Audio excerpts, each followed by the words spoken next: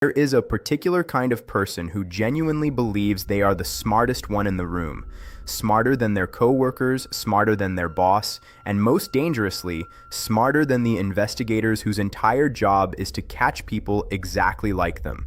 Today's story is about one of those people, a man who spent 7 months, building what he was certain was an airtight, invisible, untraceable crime. He accounted for surveillance cameras. He used forged IDs. He built a fake company. He even planted evidence to frame someone else. He thought of everything. He was brought down by a coffee receipt. And before we get into it, if strange, dark, and mysterious stories are your thing, you are exactly where you need to be. Here at No Trace Mysteries, that is all we do. We drop a new story every single week. So if this is your kind of content, hit subscribe and tap that notification bell. That way, you'll never miss one. All right, let's go. March 14th, 2019, a Thursday, a regular workday. In the financial district of a large city, a 41-year-old accountant named Marcus Webb is sitting at his desk, and he is not working. He is staring at his monitor with the calm, focused expression of someone who has already made a decision that most people would never be capable of making. Because today is the day Marcus Webb begins executing the plan he has been quietly perfecting for the past 7 months. Now, who is Marcus Webb? By every external measure, Marcus is the most unremarkable person you could imagine. He is not rich, he is not powerful, he does not drive a nice car or wear expensive clothes.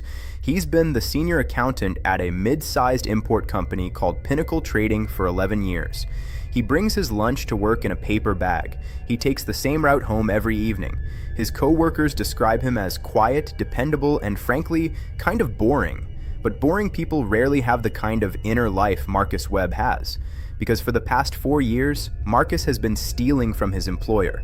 Not in a sloppy, obvious way, in a meticulous, patient, surgical way. Small irregularities hidden inside quarterly reports, ghost vendors receiving payments that trail off into accounts he controls, the kind of fraud that requires deep knowledge of accounting software and a complete understanding of where auditors stop looking. Over 4 years, Marcus has moved approximately $180,000 out of Pinnacle Trading's accounts. And nobody noticed. Not a single flag, not one question. And Marcus, he knows this. He has watched 3 different audits come and go. He has watched 2 CFOs cycle through without catching a thing. Every time they missed something he had done, he privately confirmed what he already believed. The people around him simply are not as sharp as he is.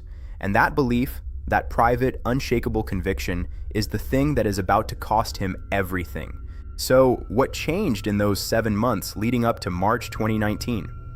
2 things happened at almost exactly the same time, and both of them set Marcus on the path toward what he called, in a note they would later find on his hard drive, his exit strategy. The first thing, Pinnacle Trading hired a new CFO.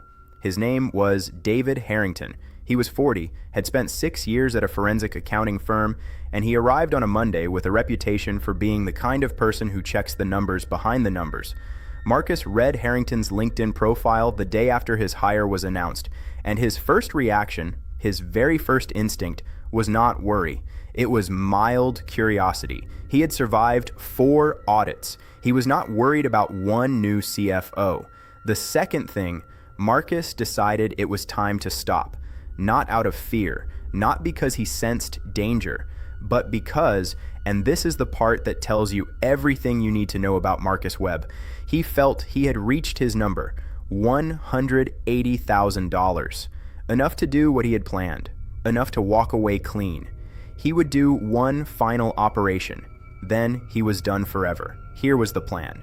Pinnacle Trading was importing a large shipment of industrial equipment from an overseas supplier.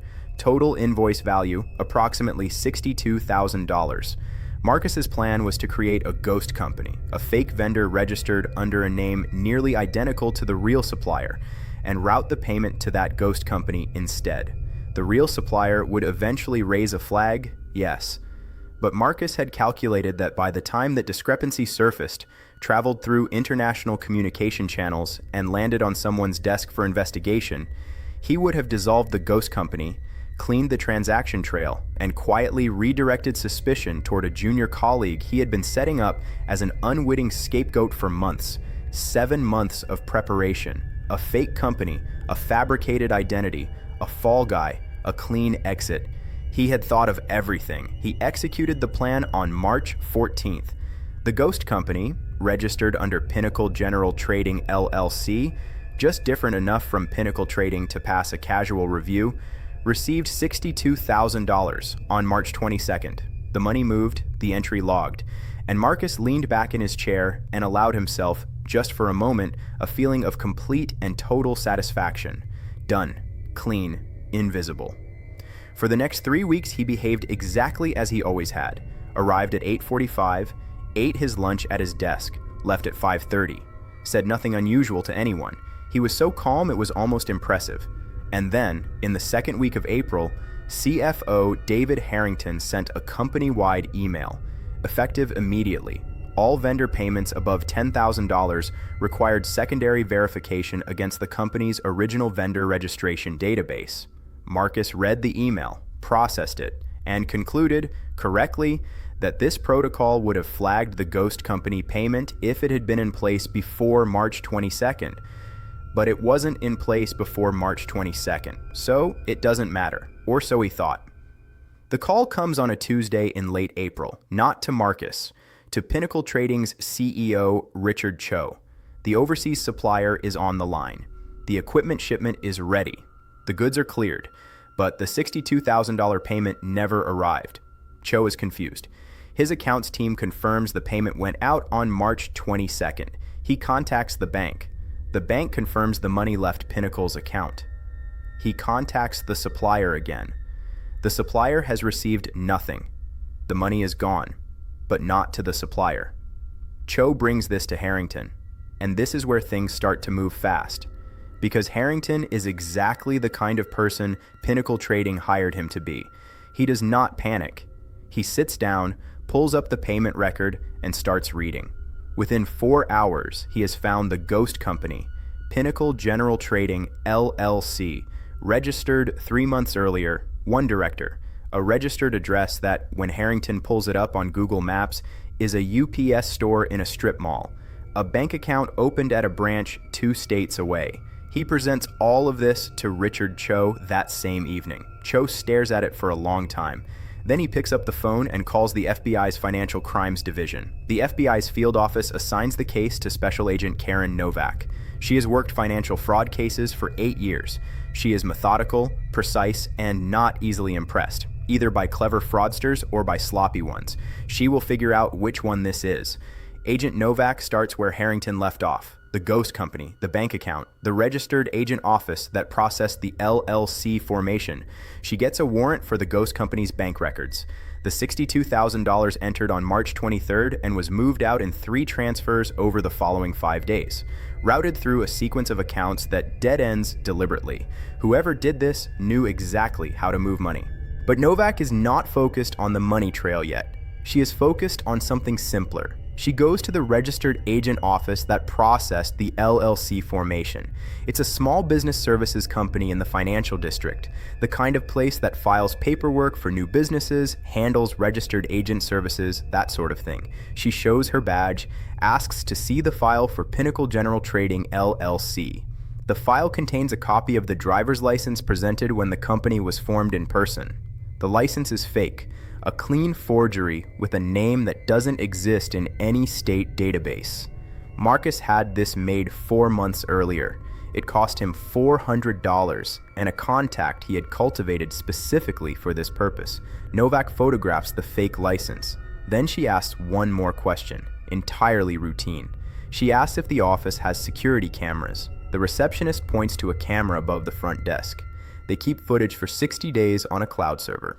The company was registered in November. It is now late April. That is more than 60 days. The footage is gone. Marcus, had he known about this moment, would have felt a cold, calm vindication. He had known about the 60-day retention window. He had timed the registration deliberately to ensure the footage would cycle out before any investigation could begin. He had accounted for this, and he was right. The footage was gone. But Agent Novak is not done, because there is one more question she wants to ask. A small question. The kind of detail most investigators working a complex financial fraud case would skip over entirely because there are bigger threads to pull. She asks the receptionist, did the client pay the filing fee in cash or by card? The receptionist checks the records.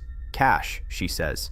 But, and she remembers this clearly because it stuck out to her, the client had to wait about 40 minutes for the paperwork to be processed, and while he waited, he stepped out to the coffee shop next door. She remembered because he came back with a coffee for her too. Unprompted. She thought that was a nice thing to do.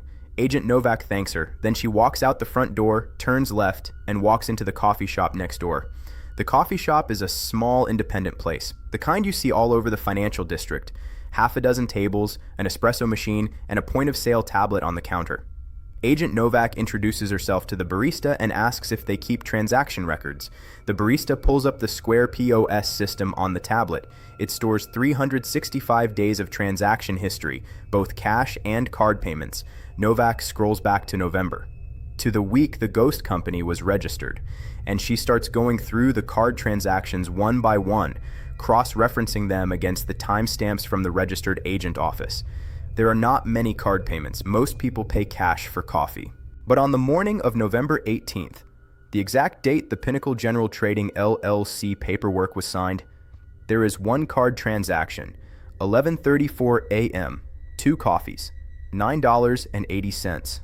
Novak runs the card number. The card belongs to Marcus Webb. He had planned for everything. He had planned for the security cameras. He had planned for the forged identity. He had planned for the money trail. He had planned for the scapegoat. He had timed the registration window down to the exact day to ensure the footage would be gone. He had not planned for the coffee. He had not planned for the entirely ordinary, entirely human impulse on a November morning while sitting in a business services office waiting for his forged paperwork to be processed, to tap his personal debit card for 2 cups of coffee. One for himself, one for the receptionist who had offered him a seat. That single transaction. $9.80 on a Square reader at a coffee shop in the financial district. It placed him at that office, on that date, at that time, and it destroyed everything he had spent 7 months building. Agent Novak presents her findings to the U.S. Attorney's Office on May 7th. The coffee shop card transaction is the thread that unravels the whole thing.